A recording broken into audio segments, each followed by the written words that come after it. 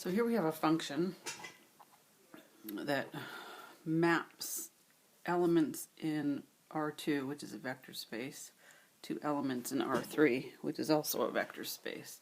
So if you wanted to plug in something in here, if you wanted to take, say, f of 3, 2, you'd get a vector in R3, 3 plus 2, 3 minus 2, and 2. So this is an example of what we call a linear transformation. A linear transformation is a function from one vector space to another vector space that preserves vector addition and scalar multiplication. And what does it mean to preserve vector addition? It means that if you take two vectors in R2 and add them together and then send that sum over to R3, it would be the same thing as sending each of those vectors over to R3 and then doing the addition in R3 instead. So it doesn't matter whether you do the addition here and then map it over, or map the two terms over first and do the addition here. And same with scalar multiplication. So if you took a scalar multiple of a vector in R2 and sent it over, it would be the same thing as sending the vector over and then doing the scalar multiplication in R3. So some terminology here. This is called the domain of this function, which happens to be a linear transformation, and this R3 is called the codomain in this case. The codomain is R3. We have a domain, the place we're getting our elements that we're sending through the function, and the codomain is the destination. So if we wanted to find the image of, say what did I use, 3, 2, that is f of 3, 2. Which you just use this mapping, so you do what it says. We have x equals 3, y equals 2, so it would be 3 plus 2, 3 minus 2, and 2, which would be 5, 1, and 2. Or we could find the pre-image. So the image is what something gets sent to. The pre-image is where the thing comes from, so we could find the pre-image of, say, 6, negative 4, and 5. So that is, we're looking for a vector in R2 so that f of x, y equals 6, negative 4, 5. And that means f of x, y is, as defined above, x plus y, x minus y, and y, and we need for that to be equal to 6, negative 4, and 5. So we get a system of linear equations here. X plus y equals 6, because you have to equate the components. X minus y equals negative 4, and y equals 5. So if you take y equals 5, that means the pre-image is y equals 5, and then you plug in this y equals 5, and here you'd get x equals 1. And you could check and make sure that that's correct. This plus this is 6, this minus this is negative 4, and this is 5. So the pre-image of 6, negative 4, 5 is the vector 1, 5, because f of 1, 5 is equal to 6, negative 4, 5. Okay, now let's find f of 1, 0, which would be 1 plus 0 is a 1, 1 minus 0 is a 1, and 0 is 0, and f of 0, 1. That's going to be 0 plus 1 is 1, 0 minus 1 is negative 1, and 1 is 1. So if you take, these are the vectors in the standard basis for R2, so we're finding the image of the standard basis for R2. If you take the image of the standard basis and you make a matrix using these as the columns, so 1, 1, 0, and 1, negative 1, 1. Since these columns are the images of the vectors in the standard basis for our domain, this is the standard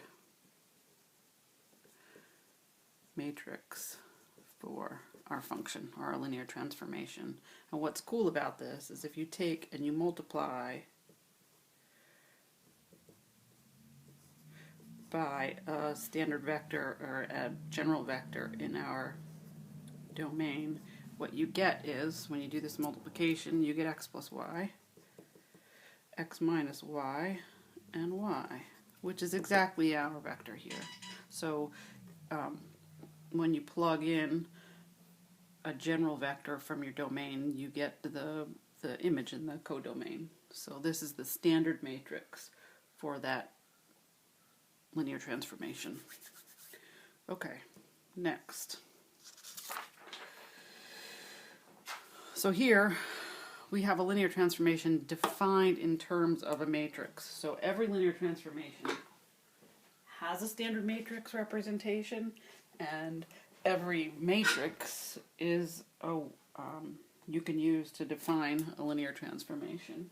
So in this case, we have our linear transformation. I'm calling it T, which is sort of traditional to use capital letters to represent linear transformations. So we have T, let me say T V. Now it's going from R3 to R2 in this case, is equal to A, which is 1, 0, 2, negative 1, and negative 1, 1, times something in R3, x, y, z, which is equal to, it's going to be something in R2, so you're going to get x plus 2y minus z, and negative y plus z. So we could say that, and this says that T of v is equal to A times that v, or we could say T of x, y, z is equal to, we could write this as a row vector, x plus 2y minus z, and negative y plus z. So we can go from the sort of function representation to a matrix representation, standard matrix representation, or back again. So we could go back and forth. Now suppose we want to find the image of something in R3, like let's do 1, 2, 3. That's simple. So I'm going to use the matrix multiplication because I prefer to. So I want T of 1, 2, 3 is going to be my matrix representation times the 1, 2, 3, which is going to give me 1 plus 4 is 5, minus 3 is 2. I've been doing my arithmetic right here, and negative 2 plus 3 is 1. So the T of 1, 2, 3 is the vector 2, 1. Now suppose we want to go backwards and find the pre-image of 2, 1.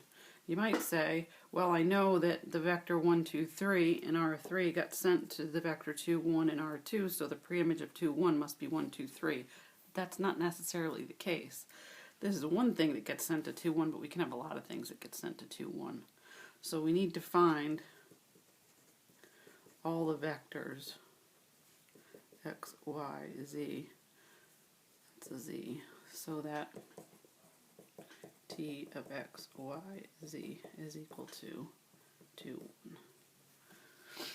1. So I have already sent a general vector x, y, z over right here. So I'm going to use that and say x plus 2y minus z and negative y plus z equals 2, 1. So I have this system x plus 2y minus z, that's the first component here, is equal to 2, and negative y plus z is equal to 1. And so you see here, we definitely have a free variable because we have 2 equations and 3 unknowns. So what I can do is I can solve for x in terms of y and z by subtracting the 2y, so it's negative 2y plus z plus 2. I gotta be careful because my 2's and my z's start to look alike, and y is going to be equal to z minus 1, and z is free. There's no restrictions on z, so I'm going to say the z equals t, and then I have y equals t minus 1, and x is equal to negative 2y, which is t minus 1, plus z, which is t, plus 2, so x is equal to negative 2t plus 2 plus t plus 2, which is 4 minus t. And so the pre-image of 2, 1 has got to look like x is equal to 4 minus t, y is equal to t minus 1, and z is equal to t, where t can be any number. any real number, because that's what we're defined over as the reals. So it's not just 1, 2, 3 that gets sent to 2, 1. It's anything that's sort of built like this, and you can pick any t and send it over. You can leave a general t, and we can figure out which t will give us 1, 2, 3 back. So t would have to be 3 in order to make this first entry 1. And so 3 here would be 3 minus 1, which is 2, and 3 here would be 3. And so you can get this vector when t is equal to 3, but you can get infinitely many. So you have infinitely many vectors in R3 that get sent to this one vector in R2. Okay, one more example. That's what I have for you. So here we have another linear transformation. It's called S. And instead of having a rule, like an algebraic rule like we did in the first function, or a matrix, which we did in the second function, or linear transformation, instead in this case I'm told the image of the two standard basis vectors in the domain of this function. And we're being asked to find an image of another vector. So there are two ways to do this. You want to find S of 2, 3, you can write 2, 3 is equal to 2 times 1, 0, plus 3 times 0, 1. So you can write any vector in R2 as a linear combination of the basis vectors, and then you can apply the map to both sides of the equation here. And since linear transformations preserve vector addition and scalar multiplication, you can do what you think you ought to be able to do here. You can say 2 times s of 1, 0 plus 3 times s of 0, 1, and figure this out this way. So you'd get 2 times s of 1, 0 is 3, negative 5, plus 3 times s of 0, 1 is negative 2, 4. So you'd get 6 minus 10 plus a negative 6 and 12, which is 6 minus 6 is 0 and 2. So that's one way to do it. I find s of 2, 3 is equal to 0, 2. Or you can use the information you're given here. Find the standard matrix representation. So put this into a column. Put this into a column. And then multiply the vector whose image you're looking for here. So you'd get 6 minus 6 and negative 10 plus 12, which is your 0 and 2 again. So a couple ways to go about that there.